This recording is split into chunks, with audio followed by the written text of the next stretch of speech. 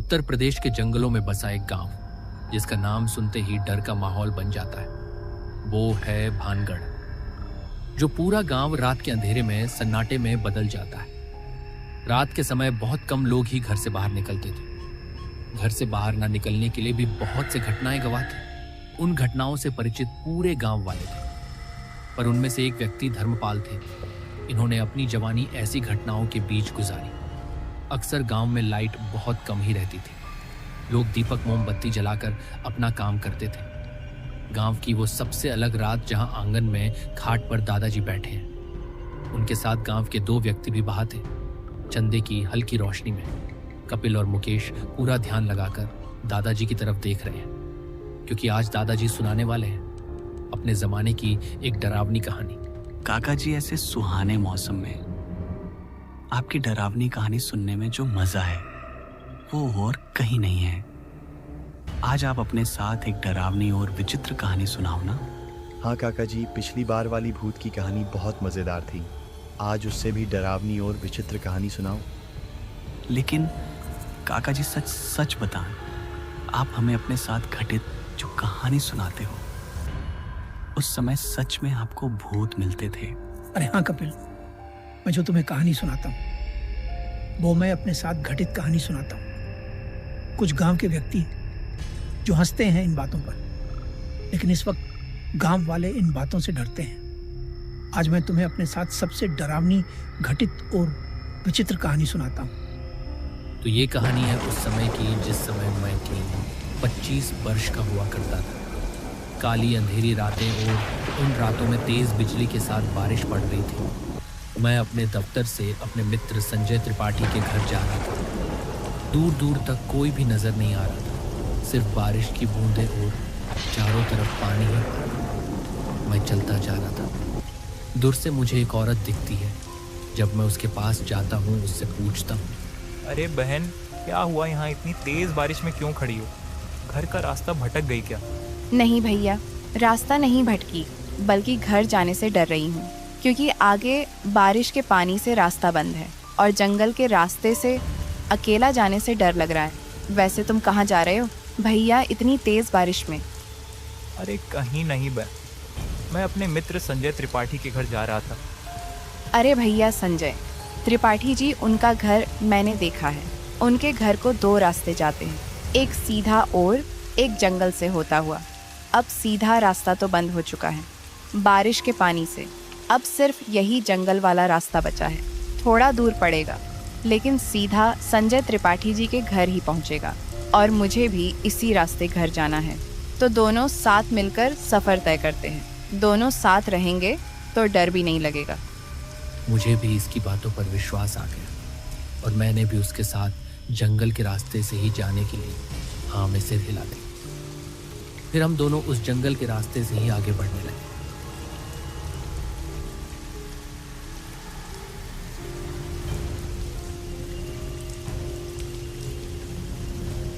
चारों ओर घने जंगल और घने जंगलों में सिर्फ जंगली जानवरों के घुराने की आवाज ही आ रही थी। डर तो मुझे भी काफी लग रहा था, क्योंकि इतनी तेज बारिश और ये जंगली जानवरों का घुराने और अनजान सड़क पर अनजान औरत जो मुझे जंगल के रास्ते से जाने के लिए कहती है, ये सब मुझे काफ़ी अजीब लग रही थी। लेकिन मैं कुछ नहीं कर सकता, इसलिए मैं भी उस औरत के साथ आगे बढ़ता चला जा रहा था। क्या पता ये औरत मुझे मेरी मंजिल तक पहुंचाई दे।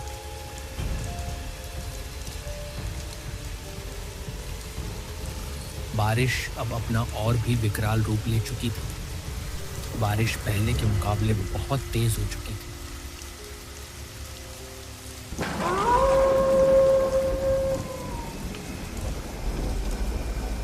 फिर वो औरत मुझसे बोलती है, अरे भैया, बारिश तो पहले से भी ज़्यादा तेज़ हो चुकी है। अब हम एक काम करते हैं, इतने बांस वाली कुटिया में ही रुक जाते हैं। अब बाहर कुटिया बिल्कुल खाली पड़ी है, उसमें अब कोई नहीं रहता। जब बारिश रुक जाएगी तब हम फिर से आगे निकल पड़ेंगे। मैंने फिर से उस औरत की हाँ में हाँ कर दी और उसके साथ पास वाली कुटिया में ही चला गया।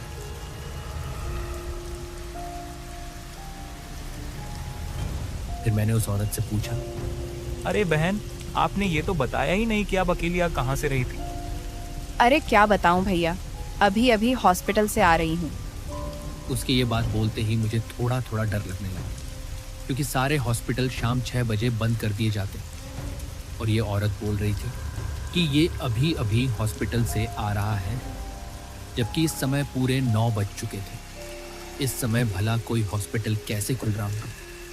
इस बात पर मुझे थोड़ी थोड़ी शंका होने लगी, पर मैंने ज़्यादा ध्यान नहीं दिया और हम दोनों बहुत समय तक यूं ही आपस में बातें करते रहे। लेकिन बारिश रुकने का नाम ही नहीं ले रही थी। तभी आकाश से एक तेज बिजली कड़कती है और बारिश थोड़ी धीमी हो जाती है। लेकिन तभी दूर से किसी बच्चे के अजीब तरीके से रोने की आवाज़ आती है।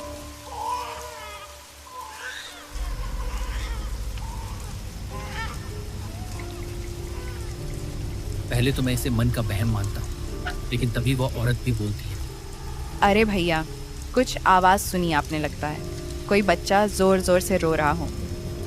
अरे हाँ बहन, आवाज़ तो मेरे कानों में भी सुनाई दी, लेकिन इतनी तेज़ बारिश में सुनसान रास्ते पर अपना बच्चा इस तरह कौन छोड़कर जाएगा? मुझे तो ये सब बहुत अजीब लग रहा है। पर भैया, यह भी हो सकता है उस बच्चे के साथ उसकी माँ भी हो।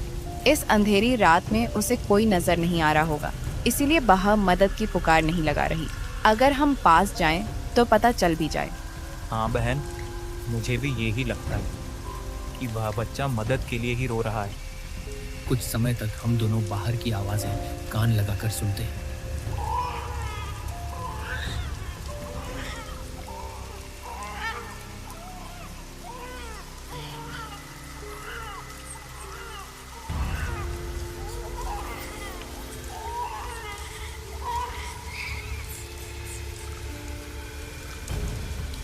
वो आवाज़ स्पष्ट सुनाई पड़ रही थी। कभी तो किसी बच्चे के रोने की आवाज़ आ रही थी, तो कभी किसी लड़की की हंसने और गाने की आवाज़। मैं तो काफ़ी डर चुका था। हमें एक बार चलकर देखना चाहिए, शायद वह बच्चे मुसीबत में हैं। अरे बहन, अगर कोई मुसीबत में हो भी तो इस तरह हंसता और गाता कौन है? मुझे तो ये कुछ अजीब लग रहा है। मुझे कुछ भी ठीक नहीं लग रहा। अरे चलिए ना, एक बार चलने में क्या जाता है? क्या पता वह बेचारे सच में मुसीबत में हो।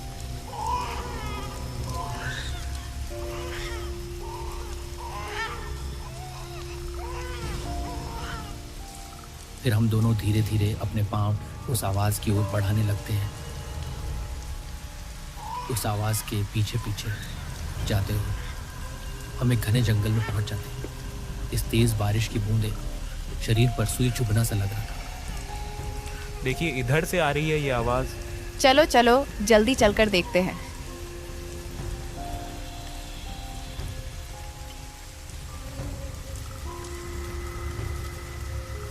हम दोनों उस आवाज़ के पीछे पीछे एक घनघोर जंगल के बीच आ चुके थे। रात के अंधेरे में दूर तक आंखों से देख पाना मुश्किल हो गया। तभी आसमान में तेज और उस बिजली की परछाई में मुझे एक सफ़ेद कपड़ों एक औरत नजर आती है। ये दृश्य देखने के बाद मेरी रूह कांप जाती है। फिर मैं उस औरत से बोलता हूँ, अरे बहन, शीघ्र ही यहाँ से निकलना चाहिए। यहाँ कुछ भी ठीक नहीं हो रहा। अभी आपने देखी ना वो परछाई?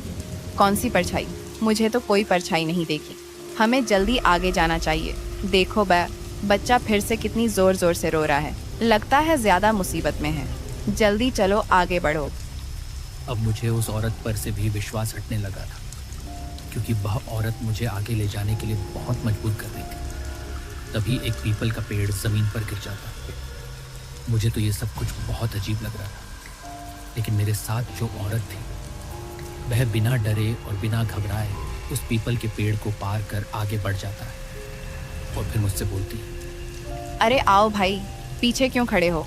जल्दी इस पीपल के पेड़ को पार करो। मैं धीरे धीरे अपने कदम आगे की ओर बढ़ाता हूँ।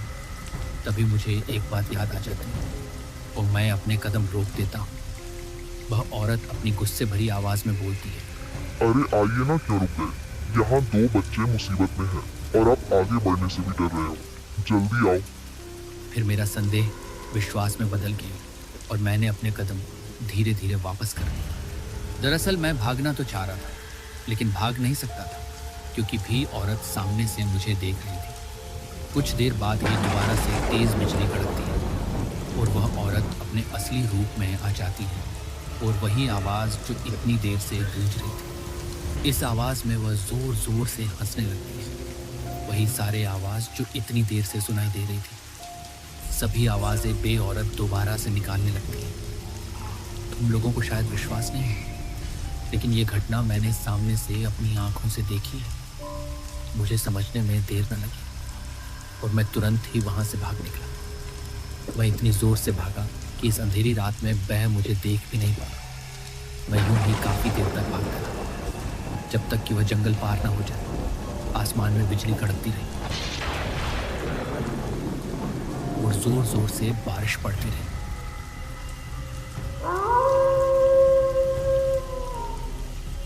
थोड़ी दूर जाने पर ही मुझे मेरा मित्र संजय त्रिपाठी आवाज लगाता है।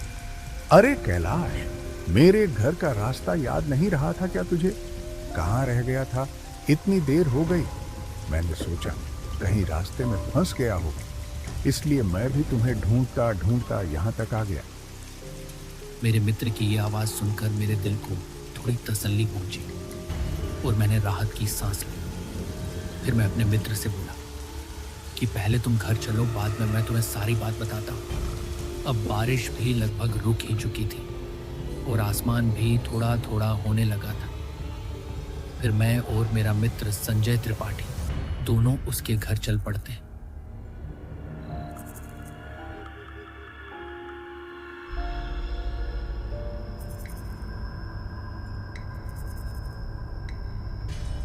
घर जाकर मैं त्रिपाठी को अपने साथ घटित सारी घटना बताता हूँ।